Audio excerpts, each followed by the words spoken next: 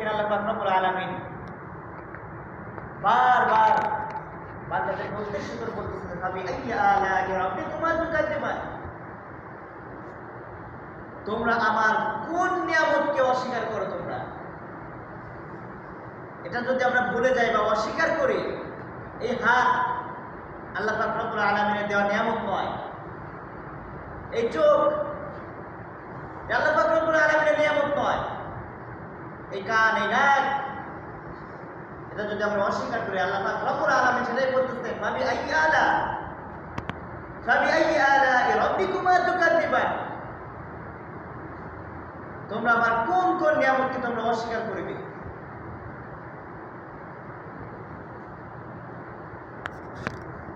এক আল্লাহ তাআলা মাখলুক,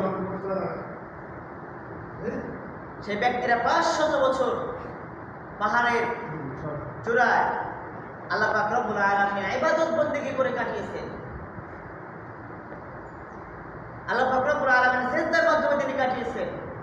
কাল কিয়ামতের মাঠে আল্লাহ পাক রব্বুল আলামিন বলবেন, হে বান্দা, তুমি আমার রহমতে তুমি জান্নাতে চলে যাও, আমার রহমতে তুমি জান্নাতে চলে যাও। সে ব্যক্তিটা বলবেন, ইয়া রব, তোমার রহমতে আমাকে কেন যাইতে হবে? তোমার রহমতে কেন আমাকে যাইতে হবে? আমি তো আমার ইবাদত বন্দেগী দিয়ে আমি জান্নাতে যাব, আমার ইবাদত বন্দেগী দিয়ে তো আমি জান্নাতে যাইতে পারবো, তোমার রহমত কেন দরকার হবে আমার? আল্লাহ পাক রব্বুল আলামিন বলেন, তাই তুমি যে পাহাড়ে ইবাদত বন্দেগী করতা, যে সাগরের মাঝে যে পাহাড়টা, সেই পাহাড়ের মধ্যে তুমি ইবাদত বন্দেগী করতা, চতুর্দিকে লবণাক্ত পানি ছিল, চতুর্দিকে লবণাক্ত পানি ছিল, সেই পাহাড়ের মাঝ থেকে আমি মিঠা পানির ব্যবস্থা করে দিয়েছি তোমার জন্য। তুমি যখন উপর থেকে নিচে নামতা, ডালিম গাছে একটি টসটসে পাকা ডালিম পেকে থাকতো, সেটা তোমাকে আমি খাওয়িয়েছি। তুমি এই কথা বলতেছো তোমার ইবাদত বন্দেগী দিয়ে তুমি জান্নাতে যাইবা? ঠিক আছে বান্দা, তোমার সমস্ত যাবতীয় ইবাদত বন্দেগী এক পাল্লায় তুমি রাখো। তোমাকে যে 2টা চোখ দিয়েছে, সে 2টা নয়, একটা চোখ তুমি একটা দাড়ি পাল্লায় তুমি রাখো।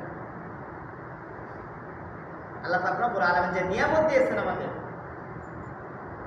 2টা চোখ নয়, একটা চোখ তুমি একটা দাড়ি পাল্লায় রাখো, আর তোমার যাবতীয় ইবাদত বন্দেগী আর একটা পাল্লায় রাখো। মুহূর্তের মধ্যেই চোখের নিয়ামতটা, চোখের পাল্লাটা ভারী হয়ে যাবে, আর ইবাদত বন্দেগী হালকা হয়ে যাবে। আল্লাহ পাক রব্বুল আলামিন বারংবার সেটাই বলতেছেন, ফাবিআইয়ি আলাই রাব্বিকুমা তুকাযিবান, তোমরা আমার কোন নিয়ামতটা অস্বীকার তোমরা করবা? কোন নিয়ামতটা? সামনে তাকাবা, পিছনে তাকাবা, ডাইনে তাকাবা, বামে তাকাবা, শ্রান্ত হয়ে তোমরা ফিরে আসবা। কোন ত্রুটি, কোন ভুল তোমরা বুঝতে পারবা না, বুঝতে পাইবা না। তোমরা ক্লান্ত শ্রান্ত হয়ে তোমাদের দৃষ্টি আবার তোমাদের দিকে নিয়ে আসবে তোমরা। সুতরাং আল্লাহ পাক রব্বুল আলামিন কোরআনে একবার যে শব্দটা ব্যবহার করে, সেটা আমাদের বান্দা হিসেবে বা সেটা আমাদের মানা ফরজ, মানতেই হবে। ফাবিআইয়ি আলাই রাব্বিকুমা তুকাযিবান, যেটা যেমন বারংবার বলেছেন আল্লাহ পাক রব্বুল আলামিন কোরআনে, একবার যদি যেটা বলে থাকে এটা আমাদের জন্য মানা ফরজ।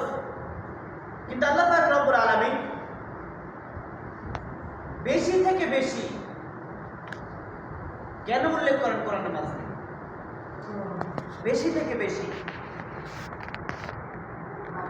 উল্লেখ করার কারণ এটাই যে আল্লাহ পাক রব্বুল আলামিন সেটাকে গুরুত্ব বেশি দিয়েছে, সেটাকে আল্লাহ পাক রব্বুল আলামিন গুরুত্ব বেশি দিয়েছেন। আমরা সাধারণত দিনের সবচেয়ে বড় কাজ বলতে বুঝি নামাজ, রোজা, হজ। ইসলামের সবচেয়ে বড় কাজ যেটা সেটা আমরা বুঝি হচ্ছে নামাজ, রোজা। কিন্তু কোরআনের কোথাও আল্লাহ পাক রব্বুল আলামিন, কোরআনের কারিমে আল্লাহ পাক রব্বুল আলামিন নামাজ রোজা কখনো একসঙ্গে বলা হয় নাই। নামাজের কথা এবং রোজার কথা আল্লাহ পাক রব্বুল আলামিন একসঙ্গে কখনো বলেন নাই। যেখানে আল্লাহ পাক রব্বুল আলামিন বলছেন, ওয়া আকিমুস সালাতা ওয়া আতুজ যাকাত, ওয়া আকিমুস সালাত, তোমরা নামাজ কায়েম করো, ওয়া জাকাত প্রদান করো। সম্মানিত সুতরাং দিনী ভাইরা, আল্লাহ পাক রব্বুল আলামিন আমাদেরকে এখানে নামাজ আদায় করার কথা বা পড়ার কথা আল্লাহ পাক রব্বুল আলামিন বলেন, ওয়াকিমুস সালাত, তোমরা নামাজ কায়েম করো। এটা থেকে আমরা বুঝতে পারি যে আমার সুযোগ আছে, উপায় আছে, আমি আরাম আয়াসে নামাজ ইবাদত বন্দেগী করলাম, আমি একা একা জান্নাতে চলে যাইলাম, আমি একা একা জান্নাতে যাব, এটা আমাদের জন্য বোকামি করা হবে। আল্লাহ পাক রব্বুল আলামিন কোরআনে বলতে পারতেন, আদাইস সালাত, তোমরা নামাজ আদায় করে নাও, আদাইস সালাত, তোমরা নামাজ পড়ে নাও। কিন্তু আল্লাহ পাক রব্বুল আলামিন বলছে, আকিমুস সালাত, তোমরা নামাজ কায়েম করো।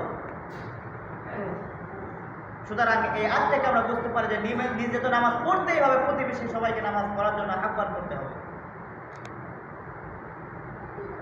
ফজর কেন আসলো না, জোহরে কেন আসলো না, কেন সেই ব্যক্তিরা নামাজে আসতেছে না, তদারকি আপনাকে করতে হবে। ওয়াকিমুস সালাত, আল্লাহ পাক রব্বুল আলামিন এটা বলছেন, তোমরা নামাজ কায়েম করে নাও। সম্মানিত দিনী ভাইরা, নামাজ রোজা আল্লাহ পাক রব্বুল আলামিন নামাজ রোজা বলা হয়নি, আল্লাহ পাক রব্বুল আলামিন সব সময় বলা হয়েছে ওয়াকিমুস সালাত ওয়া আতুজ যাকাত। রোজা হলো যাকাতের পরে, যাকাতের পরে যে যাকে মূল্যায়ন করা হয়েছে সেটা হচ্ছে রোজা। যাকাত না দেওয়া, আল্লাহ পাক রব্বুল আলামিন বলছেন ওয়াইলুল লিল মুশরিকিন, যাকাত না দেওয়া কাফেরদের বৈশিষ্ট্য। যারা কাফের মুনাফিক, তাদের বৈশিষ্ট্য হচ্ছে যাকাত না দেওয়া। ও জাহান্নামের অন্যতম শাস্তির কারণ হচ্ছে যাকাত না দেওয়া। আল্লাহ পাক রব্বুল আলামিন এটাই বলছেন, ওয়াইলুল লিল মুশরিকিন আল্লাযীনা লা ইউতুনা যাকাতা ওয়া হুম বিল আখিরাতি হুম কাফিরুন। ধ্বংস মুশরিকদের জন্য, ওয়াইলুল লিল মুশরিকিন, ধ্বংস মুশরিকদের জন্য যারা যাকাত প্রদান করে না। আল্লাহ পাক রব্বুল আলামিন এটাই বলছেন, ওয়াইলুল লিল মুশরিকিন, ধ্বংস মুশরিকদের জন্য যারা যাকাত প্রদান করে না আর যারা আখিরাতকে অবিশ্বাস করে। আল্লাযীনা লা ইউতুনা যাকাতা ওয়া হুম বিল আখিরাতি হুম কাফিরুন, যারা আখিরাতকে অবিশ্বাস করে। কোরআনে বলা হয়েছে, আল্লাহ পাক রব্বুল আলামিন কোরআনের মধ্যে বলেন, জাহান্নামীকে প্রশ্ন করা হবে, যারা জাহান্নামে যাবে তাদেরকে প্রশ্ন করা হবে, কি জন্য তোমরা জাহান্নামের শাস্তি ভোগ করছো? আল্লাহ পাক রব্বুল আলামিন কোরআনের মধ্যে তুলে ধরেছেন যে যারা জাহান্নামে যাবে তাদেরকে প্রশ্ন করা হবে, কি জন্য তোমরা জাহান্নামের শাস্তি তোমরা ভোগ করতেছো, তোমাদের কারণটা কি?